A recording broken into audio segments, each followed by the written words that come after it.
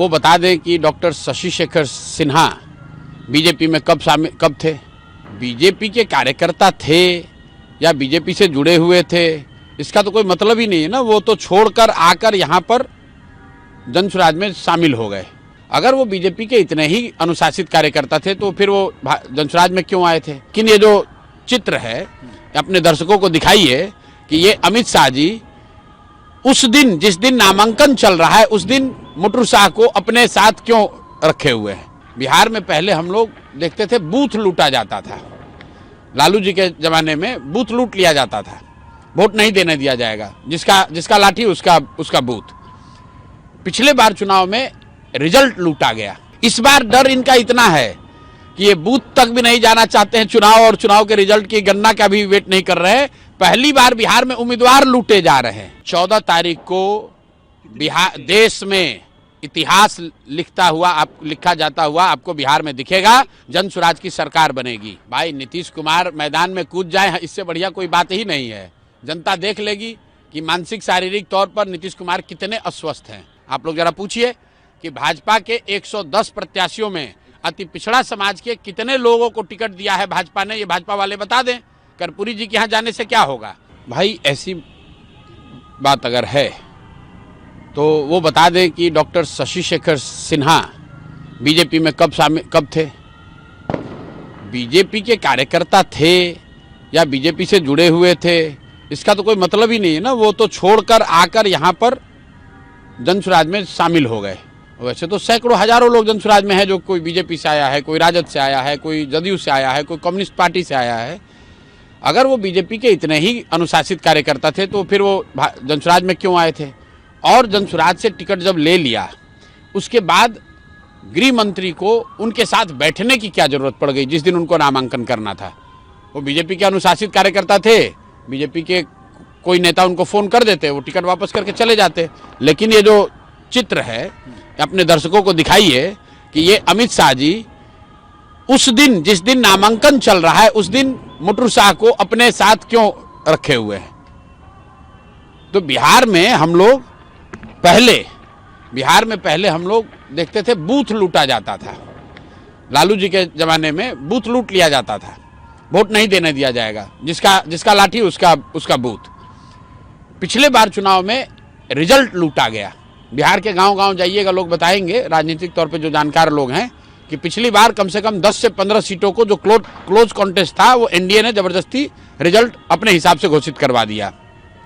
इस बार डर इनका इतना है कि ये बूथ तक भी नहीं जाना चाहते हैं चुनाव, और चुनाव के रिजल्ट की गणना का भी वेट नहीं कर रहे हैं। पहली बार बिहार में उम्मीदवार लूटे जा रहे हैं।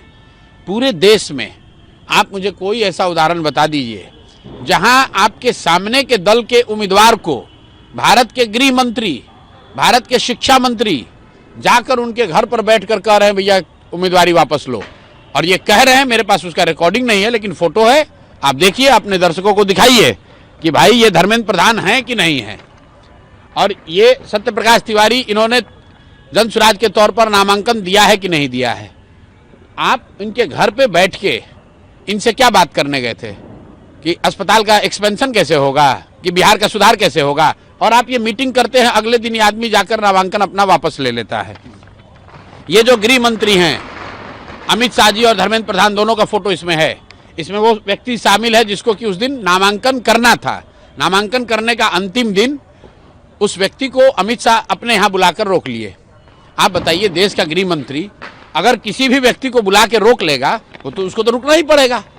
तो भाजपा को जरूर ये सफाई देनी चाहिए कि हम लोग लालू जी पर आरोप लगाते हैं कि ये लोग बूथ लूटते थे, आप लोग तो खुलेआम उम्मीदवार लूट रहे हैं। कहाँ है इलेक्शन कमीशन, कहाँ है इनका भाजपा वालों का चाल चरित्र चेहरा।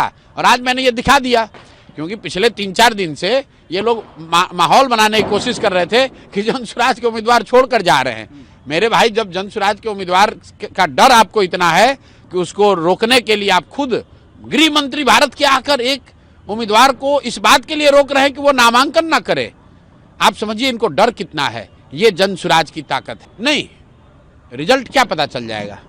अगर एक बार को उनकी बात आप मान लीजिए कि वो जीत जाएंगे चुनाव, तो क्या चुनाव जीत जाने से सम्राट चौधरी हत्या के अभियुक्त नहीं रहेंगे? लालू जी तो बहुत चुनाव जीते हैं, तो क्या भाजपा वाले उनको चारा चोर नहीं कहते हैं? क्या उनको सजा नहीं हुई? चुनाव जीत जाने मात्र से राहुल गांधी चुनाव जीत गए वायनाड से, तो क्या उन पर नेशनल हेराल्ड का केस नहीं चलेगा? चुनाव जीतना एक बात है और आप पर अगर कोई गैर कानूनी काम है तो वो अलग बात है। चुनाव के बाद अगर आप ये धमकी दे रहे हैं कि प्रशांत किशोर को दिखा देंगे, तो प्रशांत किशोर उससे डरने वाले नहीं। हमको आप पकड़ के जेल में बंद करना चाहिएगा, कर लीजिएगा। अगर आपको हिम्मत है तो अभी करके दिखा लीजिए, अभी करके दिखा लो। अगर हम कुछ गलत कह रहे हैं तो अभी करके दिखा लीजिए।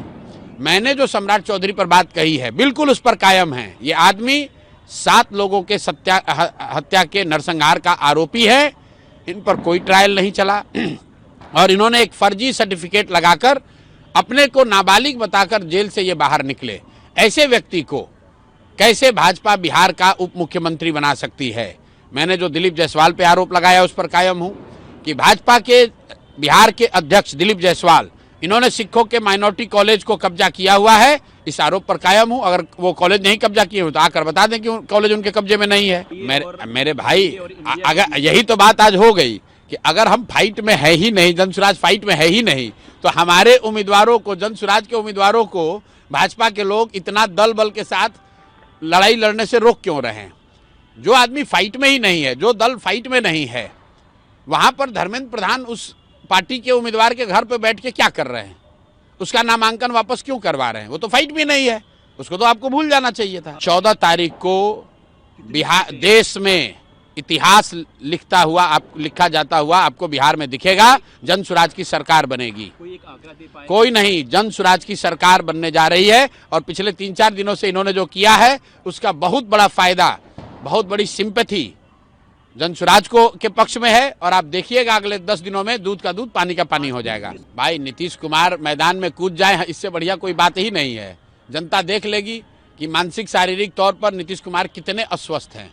नीतीश कुमार आए, भाषण दें ताकि लोग समझ सकें कि नीतीश कुमार की मानसिक शारीरिक स्थिति क्या है और कैसे जैसे भाजपा 7 लोगों की हत्या के आरोपी 7th फेल सम्राट चौधरी को बिहार की जनता पर थोप रही है, उसी तरह मानसिक और शारीरिक रूप से थके और बीमार नीतीश कुमार को जबरदस्ती ये मुख्यमंत्री का मुखौटा बनाकर पीछे से बिहार पर राज करना चाहते हैं। और ये बात जनता देखेगी जब नीतीश कुमार जाएंगे। तो बिल्कुल कायम है यार, रोज रोज बयान थोड़ी बदलते हैं। कहीं चीज को आप 100 बार पूछिएगा तो उसको थोड़ी ना हम लोग बदलेंगे। तो पहले मैंने आपको कहा था कि लड़ाई जनसुराज और एनडीए में है, महागठबंधन में नहीं है।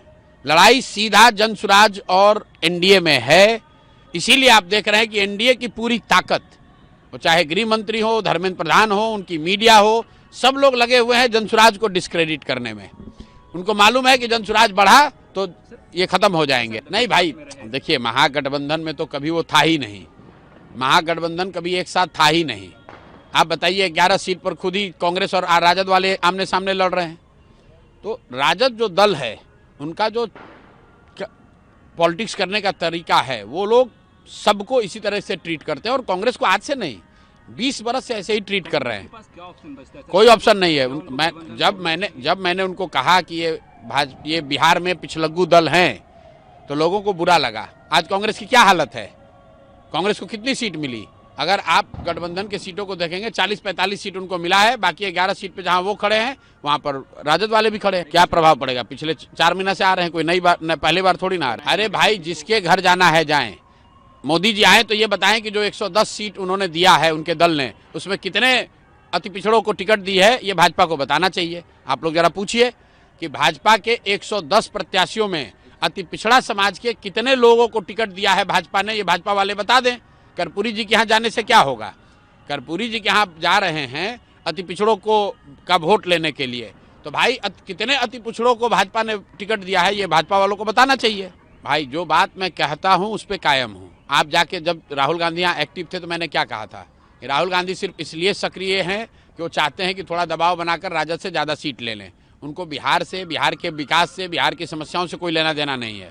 सीट नहीं मिली तो दिल्ली में बैठे हुए हैं, आएंगे चुनाव के समय 3-4 सभा करेंगे, उनके लिए बिहार की कहानी हो गई खत्म। बिहार को लोगों को चिंता करनी है कि ऐसे लोग जो, चाहे वो मोदी हो या राहुल जी हों, ये लोग चुनाव के समय आते हैं, अपना भौकाल बनाते हैं, बात करते हैं, जनता को गुमराह करते हैं, वोट लेकर चले जाएंगे और उसके बाद 5 वर्ष तक बिहार और बिहार के लोगों को गाली पड़ती रहेगी, आपके बच्चों को मजदूरी करनी पड़ेगी, आपके यहाँ बाढ़ आता रहेगा और ये लोग एक शब्द नहीं बोलेंगे। अब तो जेएमएम भी कांग्रेस और आरजेडी को आंख दिखा रही है। भाई जेएमएम का कुछ नहीं है, जेएमएम का क्या है बिहार में? अब ये उनका इंटरनल मामला है।